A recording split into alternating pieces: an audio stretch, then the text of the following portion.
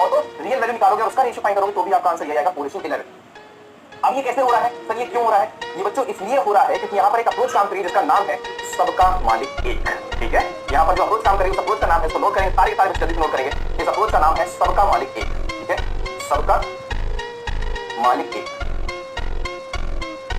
इसका मतलब क्या हो बच्चों? अब आपको इसका मतलब क्या हो? इसका मतलब ये होता है कि जब एक ही वैल्यू सब में डिस्ट्रीब्यूट हो रही है बच्चों, जब एक ही वैल्यू सब में डिस्ट्रीब्यूट हो रही है, आप देखो नोटिस करो 25 तो ही तो है, पूरे स्कूल की संख्या जो है, टोटल स्टूडेंट की संख्या जो है 25 है, यही तो डिस्ट्रीब्यूट हो रही है। टीम ए में भी यहां से बच्चे गए होंगे, टीम बी में भी यहां से बच्चे गए होंगे, टीम सी में भी यहां से, टीम डी में यहां से, है ना? मतलब एक ही वैल्यू जो सब में डिस्ट्रीब्यूट हो रही है, तो सबका मालिक कौन है? 25 ही तो है बच्चों। सबका मालिक कौन है? 25 ही तो है ना? जब सबका मालिक एक होता है तो यहाँ पर कुछ ऐसी घटनाएं हैं जहां पर अपने समय को आप बचा सकते हो, आपको सबकी एग्जैक्ट वैल्यू निकालने की आवश्यकता नहीं है। वो कौन कौन सी जगह है? जैसे आपने पॉइंट 2 को सॉल्व किया कि अगर आपसे ए और सी के बारे में पूछा जा रहा है तो आपने क्या किया? ए और सी की वैल्यू को पहले सम कर लिया, 25% आ गया, उसके बाद आपने 2500 का 25% निकाला। बात समझ आ रही है? सी पॉइंट पर देखा जाए तो आपने कहा थर्ड क्वेश्चन क्या था कि आपसे बी में जो